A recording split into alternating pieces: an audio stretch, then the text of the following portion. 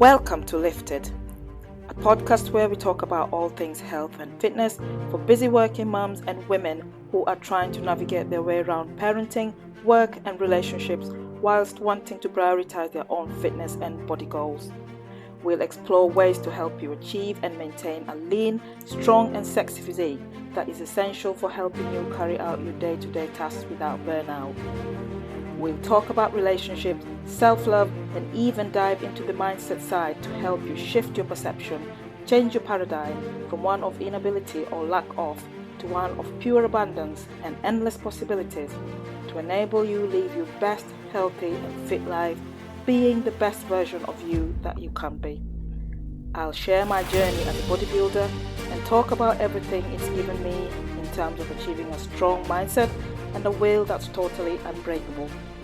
I am your host, Carol West, and it's my absolute pleasure to welcome you to today's episode.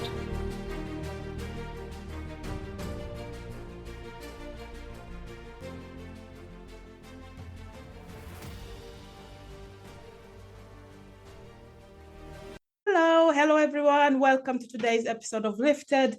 This is a guest episode, and today we welcome to the pod Sheryl Harris, who works in IT and is also a qualified body transformation online coach.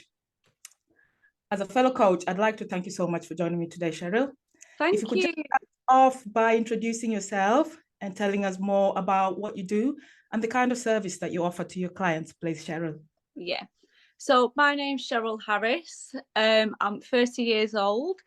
I work as an online coach. My qualification is a sports coaching and performance science bachelor's of honours. So I've been coaching informally for quite a few years.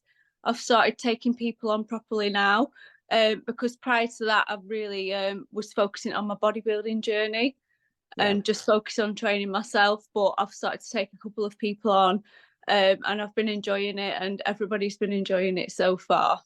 Good, brilliant. That's really good. So talk us through how you came about doing all this. Really, what would you say got you into fitness in the first place? How did your journey evolve from where you were in the beginning? What was your life like before you found fitness? And, how did that go? How did you get into the whole flow of being in the fitness industry, really?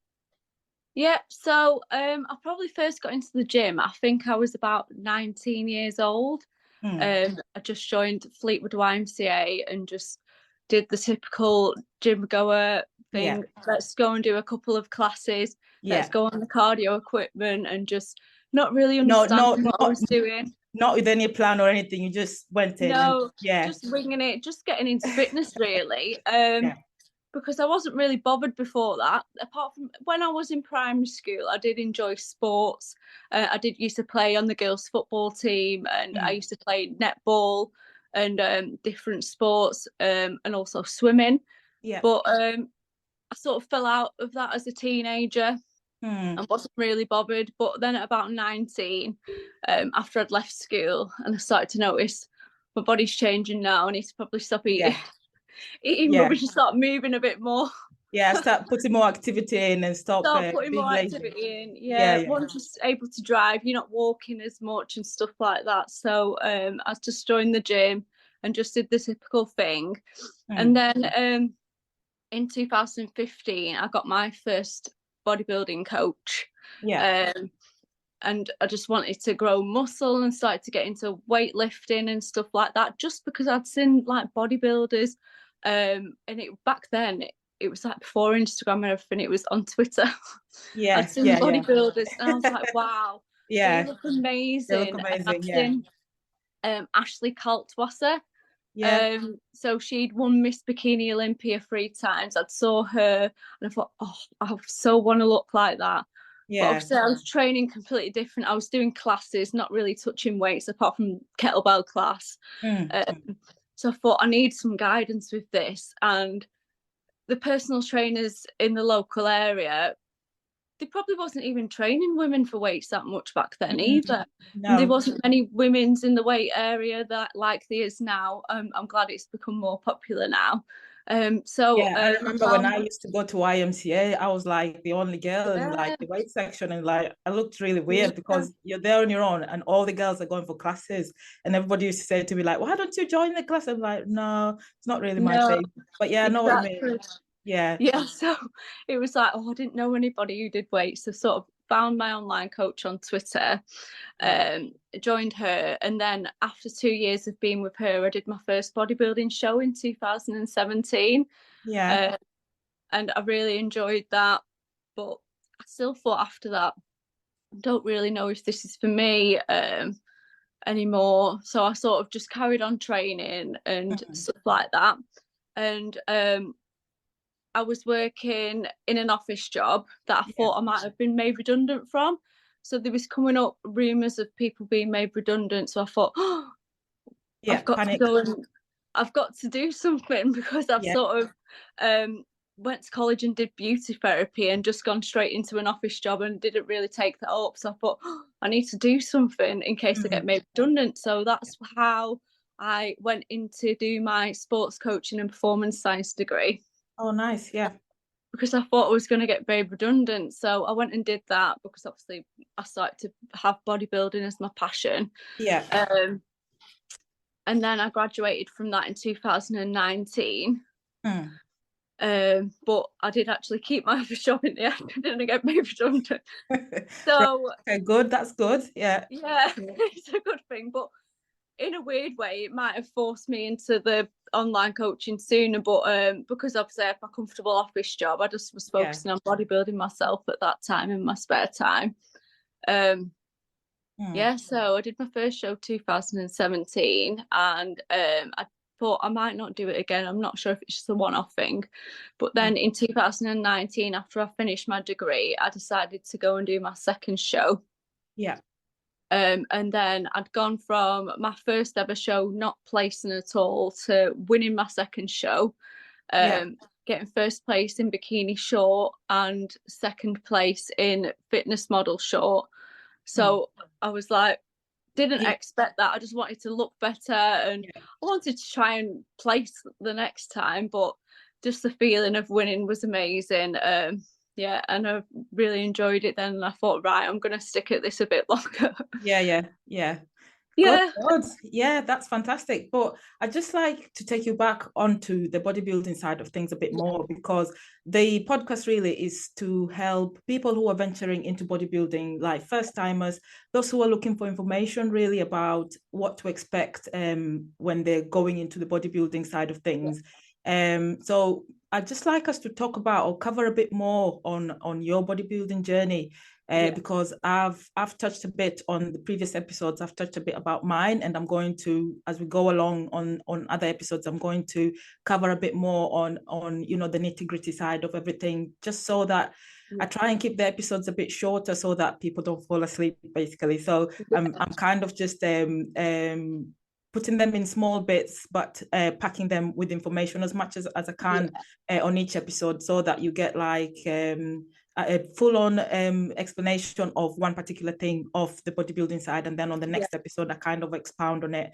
So on this yeah, occasion, because I've got you on, and obviously your experience will be different to mine, you are a different class to me. So yeah. I'm toned figure, and you're a bikini girl. So just talk us through what sorts of emotions went through your head when you started off the bodybuilding side. What sort of journey did you take? How did it go from you deciding to actually go into bodybuilding, and then when you found a coach and the plan was laid out for you to do your training and the nutrition side, was that a shock to your system? How did that feel when you first ventured into it? For you personal, like the real personal experience for you, how was that like? Right. So when I first found my first bodybuilding coach, I Yeah. didn't actually know if I would do a show. Um, just like most people, like if they join an online coach, they probably just want to change the body. I really just wanted to look like Ashley Cole was. I still don't look like her, but You know that you I'm never say trying. never. That, you keep working, you'll finally get there. But I think you look Yeah. banging anyway. But yeah, Oh, thank carry you. on. So, the diet side of things, to be honest, The diet for building muscle, when you have to be in a calorie surplus, I found easy because I already ate quite a healthy, nutritious diet. So Yeah. I found that quite easy. The hard part, like you've probably explained on your episodes, was when I decided to actually do the competition and diet for the show.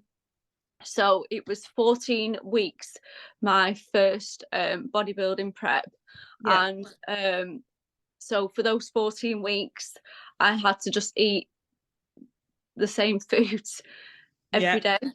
Was with my first coach. So that was how I did my first show. I've done it different going forward, but Yeah. So my it was a first set show, plan. It was a set yeah, plan with what it you was a eat. set And meal plan with yeah. basically porridge, protein powder, chicken, sweet potato, broccoli, Broccoli. Yeah. etc., etc., Yeah. salmon, and that was the same thing for the whole 14 weeks. So I found that really difficult. I didn't find it difficult eating healthy, the building up side, because that was more flexible. But my first coach made me eat the same things every day for 14 weeks. So I found that quite difficult, losing the flexibility. Yeah. And as dieting for a show is not just dieting for a holiday, it's obviously have to go to an extreme level of leanness that your body's used to being in. So it is difficult with the fatigue and keeping up with your cardio and your training and having to tick all your boxes and everything to do. I did find it quite difficult, and a lot more difficult than I think people expect when they see it on Instagram. All the bronze tans and the smiles and the sparkles. Yeah, it's not all that. It's not all, behind the It scenes. It's is a lot of hard work difficult. goes on, and it's difficult. Yeah. Yeah. Yeah. Yeah, I did find the way my first prep was difficult. So going forwards, following that, I did do macro tracking Yeah. and tracked my own foods after having my calories and macros given to me by a coach. So then I obviously made sure I ate a healthy, nutritious diet still. But I was able to like pick, oh, would I like chicken or turkey or beef today?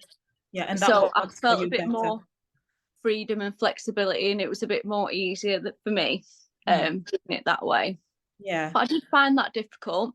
Another thing that I found difficult on my first show was, I think when you train really hard for something and you don't get the outcome that you'd like.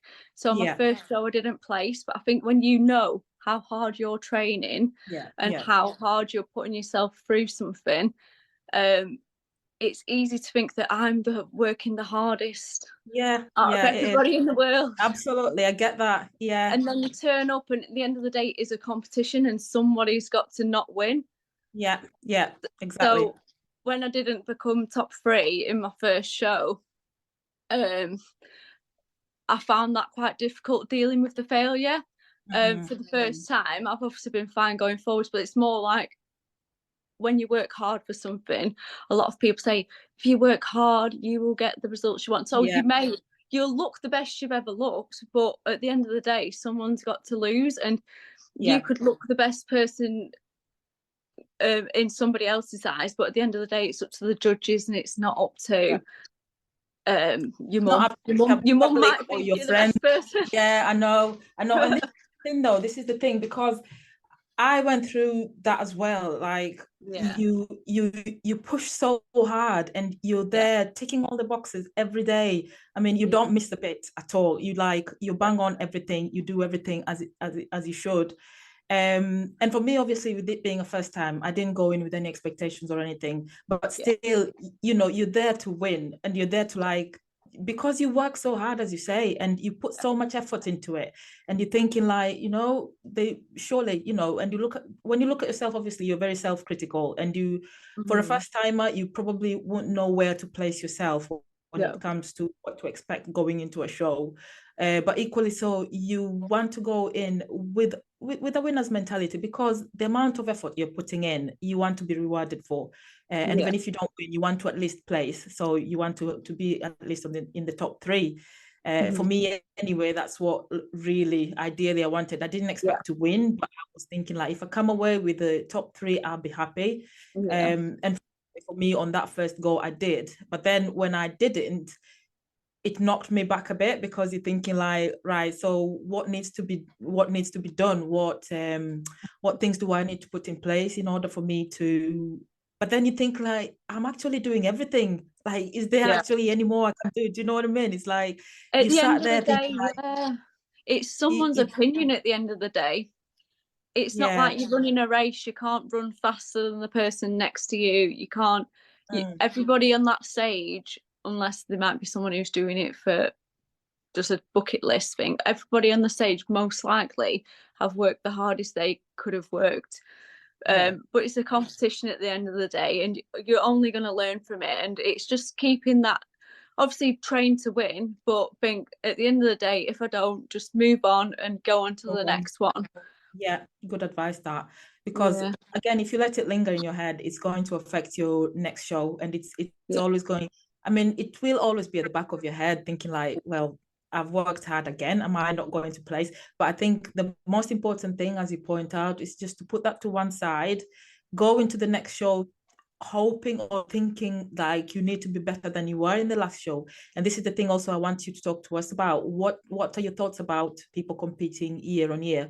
Is it something that you would advocate for? What are your thoughts on that? Because personally, I feel like sometimes people go in too soon from their previous show, and they really haven't made any improvements, because as you know, you will get feedback from the judges when you walk out of stage.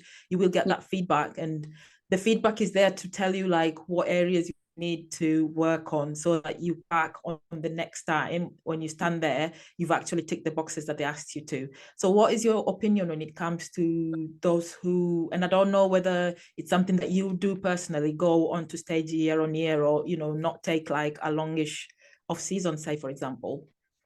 So with my first show, I didn't know if I was going to do it again. And then I did do it again, and I'd won my show, and then come second in another class that I'd just entered as well. So I still had about 6 months off season then, but I didn't have a whole year. And I should have probably had a whole year looking back now. But the thing was, I think I've won. So there's not too much in my feedback that I need to improve, that I can't improve in 6 months. So I then decided to prep again. But then it was the lockdown. So I prepped my third show. Well, it wasn't my third show because I did the British finals in 2019. So it was my third season, but my fourth show in lockdown. So that was horrendous. That was fun. In my back garden, and I also moved house as well. So I did train in my back garden, then moved house and trained in my back room. But so I didn't take an off season, and then I didn't place again. So I probably should have took an off season. Then after that, I wasn't sure if I was going to compete again, but I did then take 2 years away from the stage. But I've made more improvements for my muscle, taking off more time. But I think the thing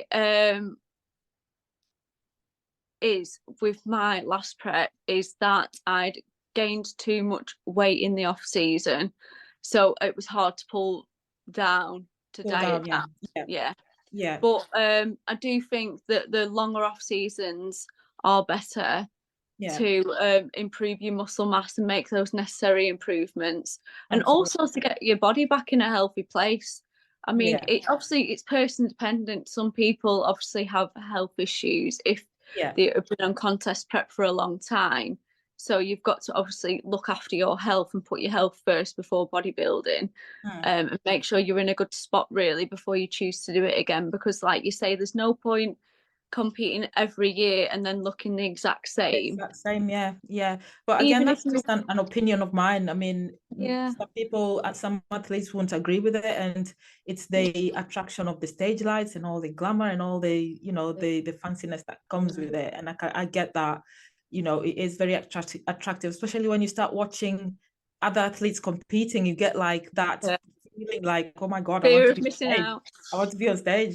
So I get that, but it's really about what you want to achieve out of being on stage. At the end of the day, it's about, do you want to be competitive, or do you just want to go and enjoy the day? In which case, if you want to just go and enjoy the day and you're not really bothered about placings or how well you do, then absolutely go for it. But it's important for you to take judges' feedback, especially if you've got things that they've said you need to improve on. And if for in your case, obviously it makes sense that you did, after you won, there wasn't really much to improve, so you could easily jump back on. I still think that even if you have won and then you compete the next year, you've got to think there's other people that have had long off seasons that didn't compete the previous year. And people, you feel like you're chasing your tail all the time to improve, because the categories, there's different categories like figure and bikini, but each year everybody's just getting better and better, and it's changing all the time. It is better to really take as long time as you can to make those improvements. It's important. And as you say, also it's important for your body to recover after show. So again, that longer period of time away from the stage just gives your body that chance to get back to its normal state, because it actually takes much longer than people think to regain that healthy balance. Because if you think about how long you can be on the diet for, or you can be in prep for, the body also needs time to readjust, and that brings us on to the next point. I want us to talk about post-show. So talk us through your post-show and how you coped with everything from the hunger side of things to eating to moods, and how you basically coped, and what support you got in terms of the coach you had at the time, or through your shows, post-shows. How did that come about, and how did you cope with it all? Right, so after my first show, I thought, I'm not sure I want to do this again. So I did the naughty thing that you should not do. Don't do this. I sacked my coach. Oh God, I just said, sorry, I don't think I want to do this at the moment. I want to take some time to just do my own thing. Absolutely. I didn't really know anybody who'd competed. I knew a couple of people on my bodybuilding team at the time, but I didn't really understand post-show. Social media wasn't as big as it is now. I didn't really understand what had happened, and I felt like a crazy person. After I did my first show, I was absolutely starving to the point that I felt like I couldn't fill myself up. So I would eat chocolate, sweets, and oh God, that grenade spread had just come out for the first time in 2017, and it's like white chocolate and little cookie bits and I like nearly ate a whole tub. Well, it's it's horrible. You feel like you can't fill yourself up, and you almost feel like you've got a binge eating disorder, which I didn't have. It's your body, you've literally just put your body through such an amount of stress. Your body is basically thinking, oh my God, when is she gonna let me eat again? So your body is just, leptin and ghrelin, which is your hunger hormones, totally go crazy and out of whack. So they just are making you feel hungry when you're actually not hungry, because your body's trying to survive, and it's thinking, right, I'm going to make her feel hungry because I don't know when she's going to allow me to eat this much again because of what you've just put it through. And if this happens to you, don't panic. Your body will eventually settle down. And you've just got to try and eat mindfully, even though you feel hungry. You obviously don't try and diet again. Just eat what you can, try and eat healthily, but listen to your body at the same time, but know that it will pass. And I think you went through the similar thing, didn't you, Carol? Yeah, I did. And it was awful. Like at one point I just thought, like, what have I done to myself? Like, I've literally broken my body. Like, why did I even go into this? And you get to that point where you start questioning whether it was actually worth you feeling like this, because coming off stage that first time, it's like, because I'm quite a strong-minded person, I didn't give myself time to think forward to how I was going to cope with it. Yes, I had read up on it. Yes, I had listened to podcasts on it, and I had done a bit of research on how to cope with post-show hunger and how to deal with it. And I have a brilliant coach, and she's always there. Like, I only need to message her and she's straight back at me. But with this, in this instant, I didn't feel like I needed that, because I felt like I'm strong enough mentally to like just, because when I'm focused, and usually I don't really stray.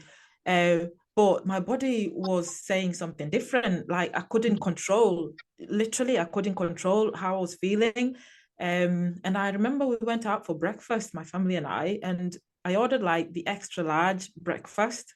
So you've got like 3-4 sausages, or 3 or 4 of everything, basically. Some massive plate. And then I had like a massive stack of pancakes with maple syrup, like 2 helpings of those. And you're eating and you're not feeling where the food is going. You don't feel full. It's like that switch has gone off, and your body just cannot know when to say, right, you've had enough now, you need to stop, until you actually look at your belly. And I did a post on Instagram actually on it, just comparing the day of my show to the day after my show, and the state my belly was in, because it was really bad. It was uncomfortable. The blood wasn't great. And I just remember saying to myself, I don't really want to ever feel like this again.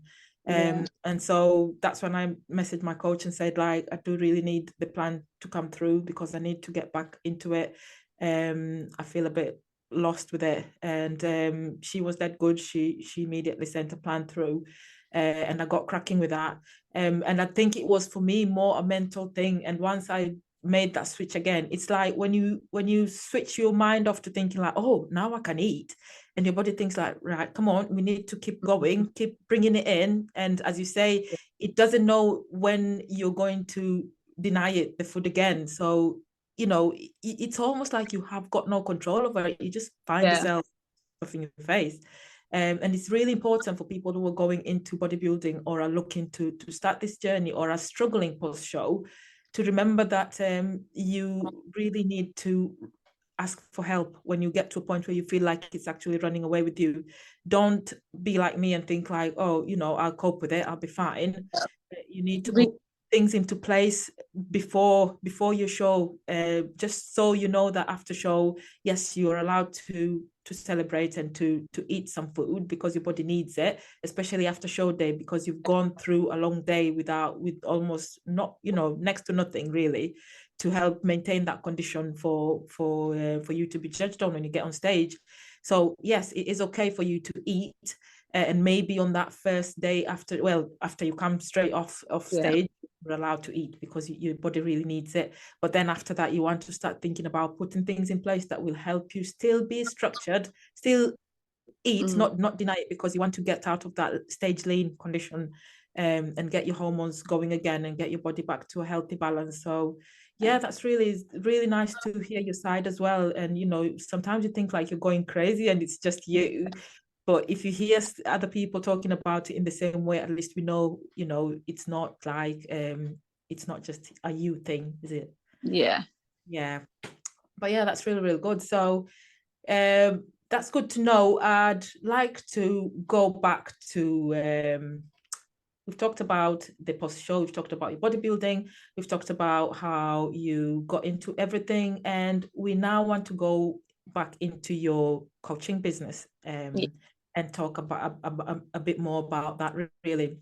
So at what point did you decide to venture into the coaching business? I know you've mentioned it before, but just talk us through it again in a bit more detail, please, Sheryl. So after I did my sports coaching degree, I immediately then went on to a prep after I'd graduated.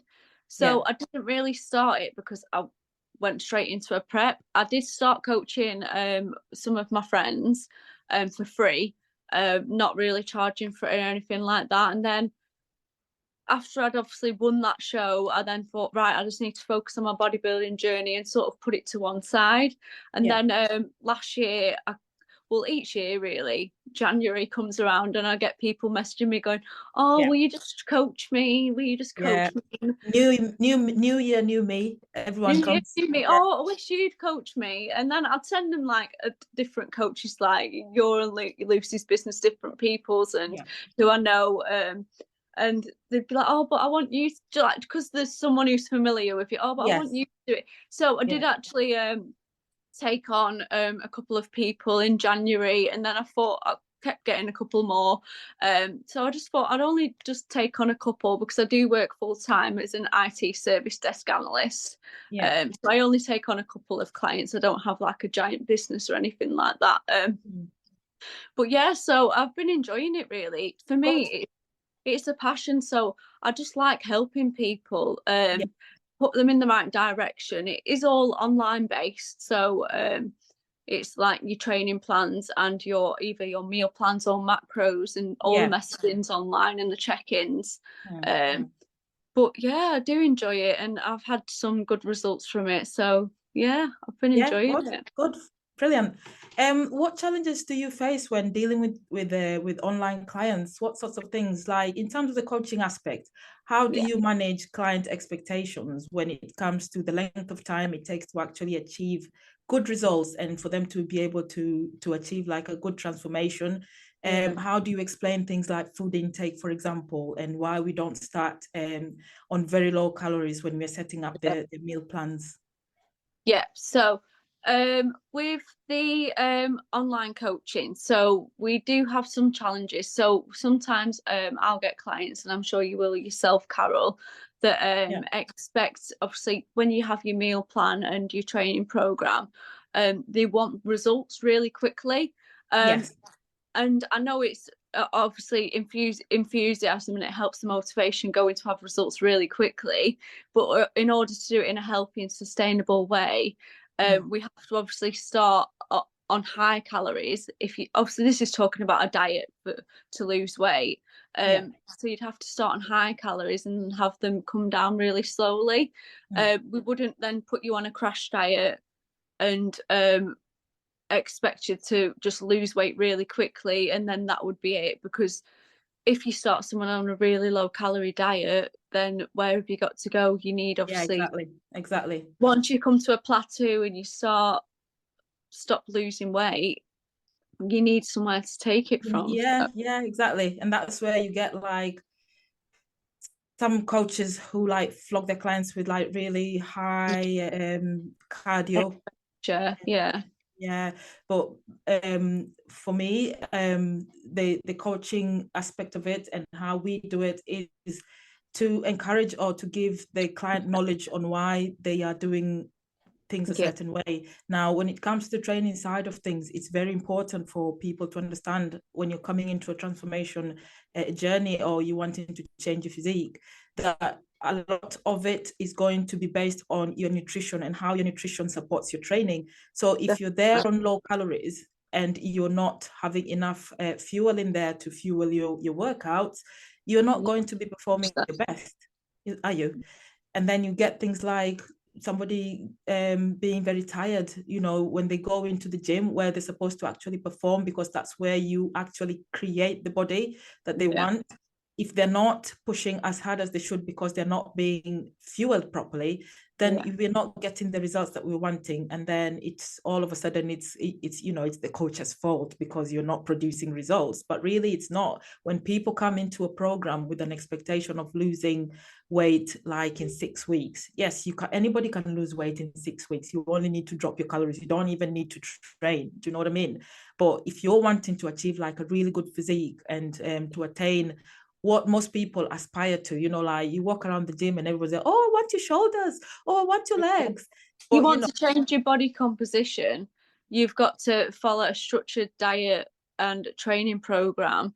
It's not just a crash diet. If you're going to be on 1,000 calories and 2 hours cardio, you're not going to build Carol's shoulders. You're not going to build Carol's shoulders. I love that. Yeah. But people don't, it's about just educating everyone and just making them aware that this is actually what it takes. And the other thing that comes into play massively that people don't actually realize is the consistency of it. Yeah.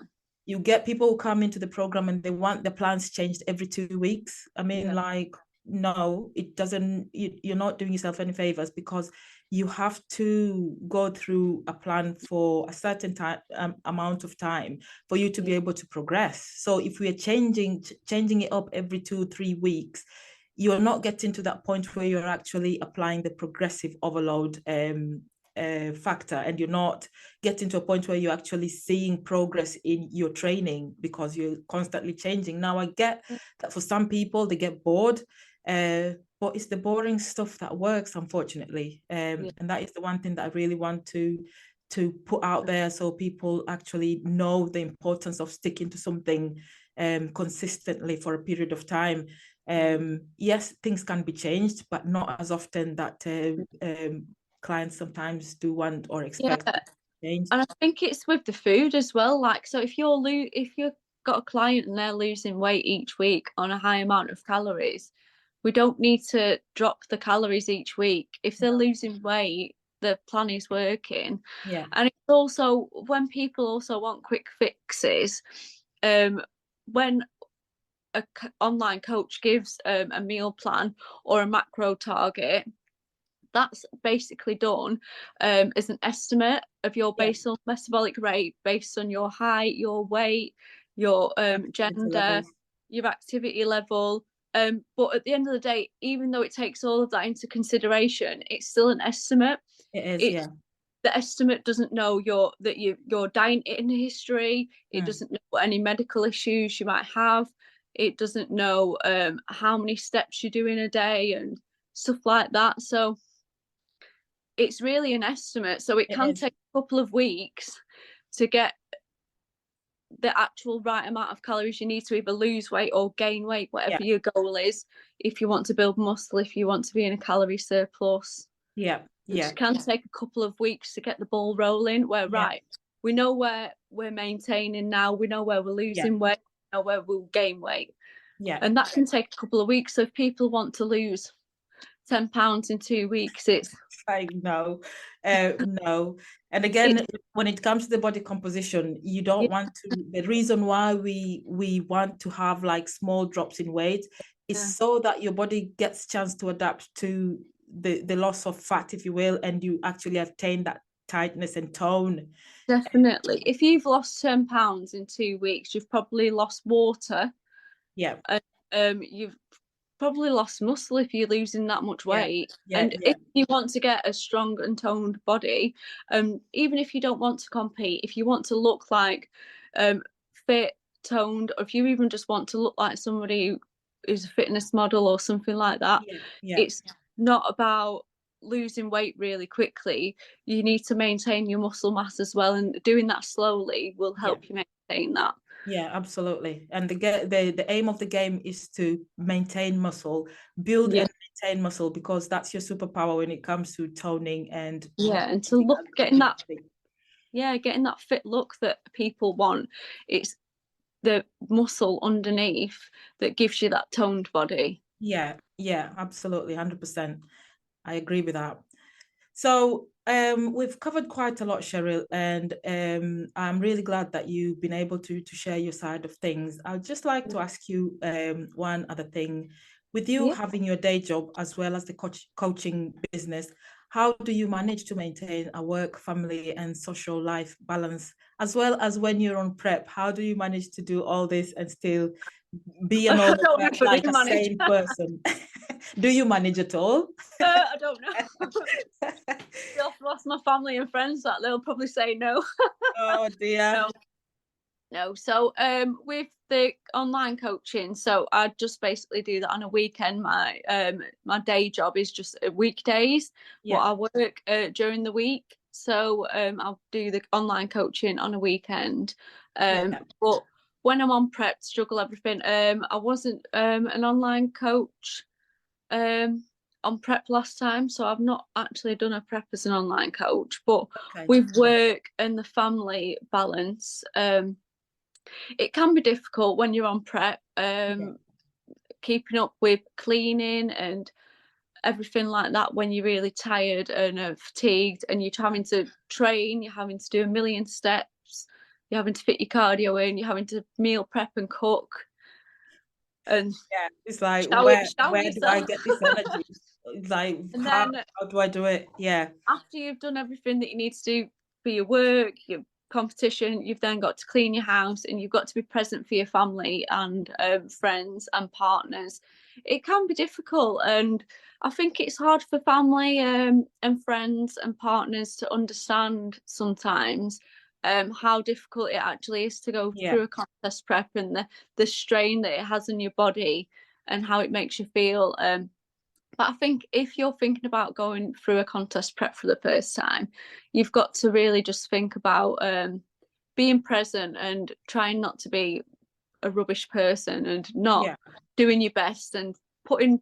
Obviously, you've got to do your prep, and you've got to get your training and everything in. But it's once that's all done, try and be present with your family, your friends, and your partner, and still be a good person and be there for them, not just suddenly go tunnel vision and or if you're going to be like that, at least you need to communicate. And I mean, it's really hard when you're, especially when you're in the back end of prep, when everything is just excessively it does get hard. difficult. You've just got to communicate that, haven't you, to your family and friends, and let them know.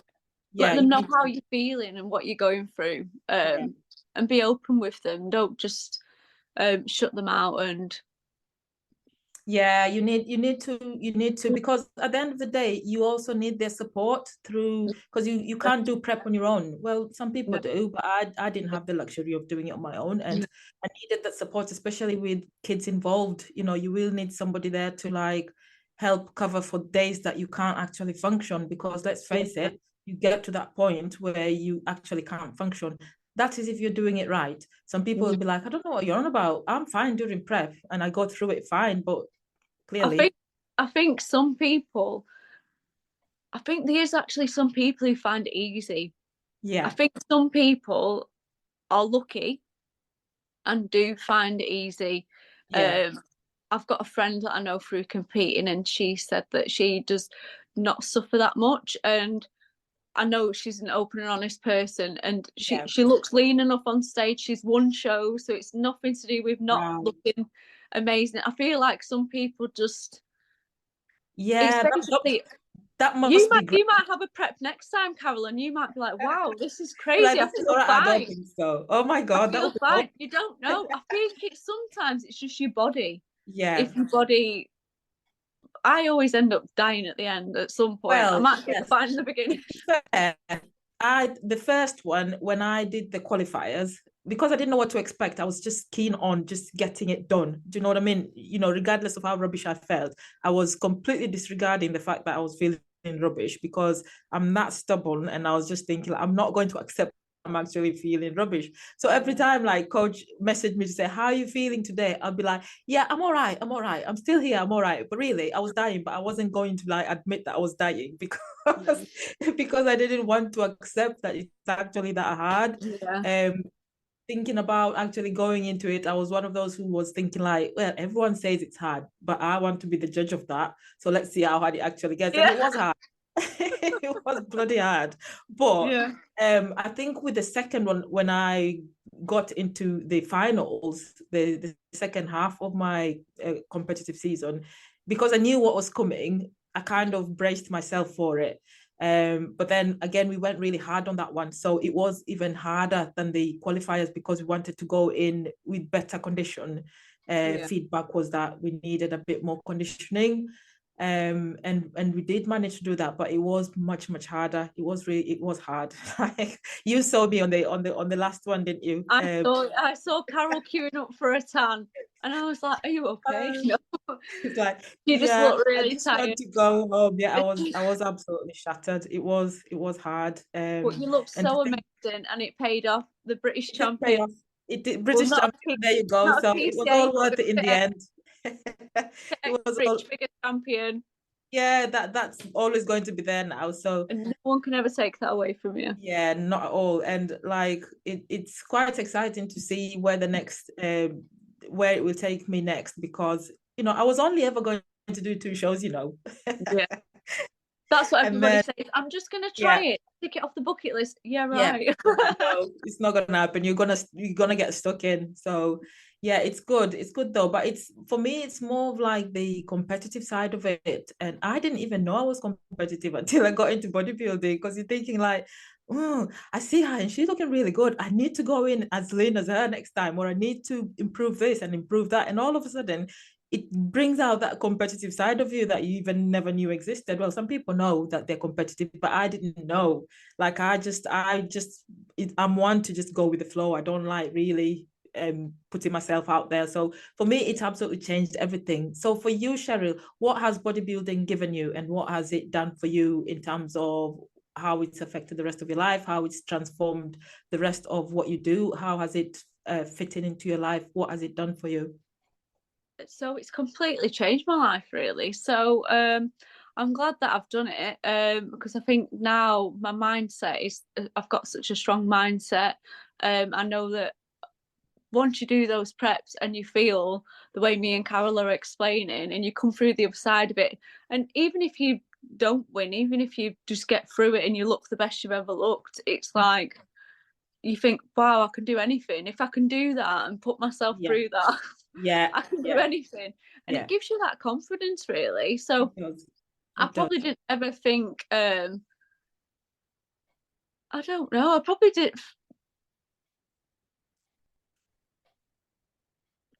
I probably didn't think that I'd be able to do some stuff, but like now it just gives you that confidence, to be honest. Yeah, it does. And especially, I'll tell you what was like really, for me, what really hit home, because when you're going through it and you stand on stage and you do it, and then it comes and it goes so quick when you're on stage, it's gone like that.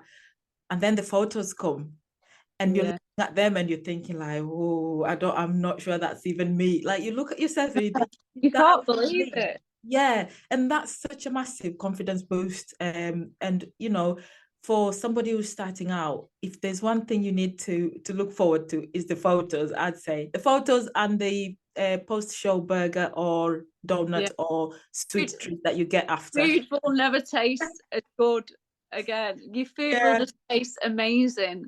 After you've done that, food will taste even better. Absolutely. And you get to appreciate food after, don't you? Because you've been so structured for so long, when you actually get to a place where you can actually pick and mix what you want to eat. In your case, obviously, you do macros, so you're not limited to like just one set. For me, it's like strictly the same thing, like what your first coach out, my plan, that's like that. And I prefer that because it works better for me rather than thinking like, oh, shall I have this? Or I'm really bad at like definitely that. There's one that works better for different type of people, definitely. I've spoke to a few people that are like, oh, it would stress me out having to pick what I was going to eat.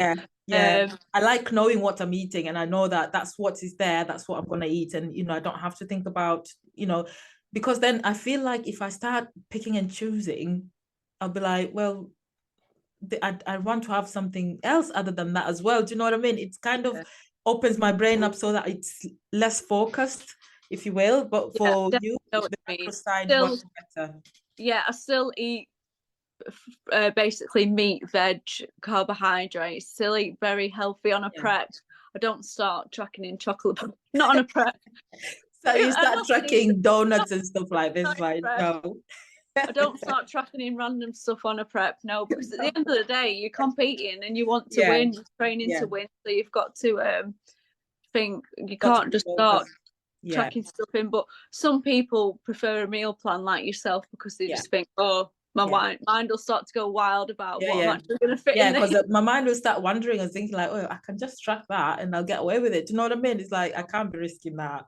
But I still think when you get really, really lean towards the end, I think the food choice does matter anyway. You've got to, and it's when you're putting yourself through that stress, you've got to think about the nutrients that you're getting. Absolutely. There's not really nutrients in Kit Kats and stuff like that. But yeah, it's not going to work if you start doing that. No chance. If you think Kit Kat's 100 calories, and so it's quite low calorie. You probably could fit that in, but at the end of the day, it's the quality of what you're putting when in. You're absolutely shredded and you're drained and you're tired from doing all your training. You're going to be much better eating something healthy, and you're fueling your body. Yeah, absolutely. Yeah, it's more to do with the nutrients that are going into your body, not just putting things in your mouth because you want to. It's really about feeding and nourishing your body, because it's absolutely on its knees at that point. And every little nutrient that goes in helps towards trying to help you survive, basically. You know what I mean? It's like you literally, you're putting your body through really, really extreme circumstances. So every nutrient that goes in has to be one that the body will actually grab and make use of properly to nourish you, because you're not in a really great place at the back end of prep. So yeah, that's amazing. It's been really amazing having you on, Sheryl. Thank you so much. Thank you. But just one last thing before you go. I usually finish with asking my guests one thing before they go, just to finish off on a lighter note, because it's been quite heavy. Talking about bodybuilding and prep is quite heavy on the head, isn't it? Yeah. So I ask usually the guests to tell us or share with us something, one thing about themselves that people may or may not know. It can be a quirky fact, something about you that's interesting or not interesting. It's up to you. But something that people may or may not know. And if you're struggling with it and you can't think, you're sat there thinking, what is it? My usual thing at work, if I get this at work, my usual thing is, I'm a bodybuilder, really. That's well, you got that here because this is a bodybuilding podcast. So yeah, you're gonna have to think. Well, I'll help you out. Maybe think of the most embarrassing moment you've ever had, so we can laugh at your expense or empathize. Just think of something, something weird that you've done, maybe on a night out or something like that. Just so to I don't know. So go on. I'm trying to think. Well, I've got a fact which is a bit funny. I won Bonnie Baby in 1993.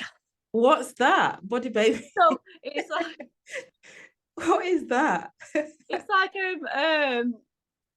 a competition at like a holiday park, and they used to bring the babies up and they win a competition. That was my first competition, so that's just a joke. That's obviously not serious.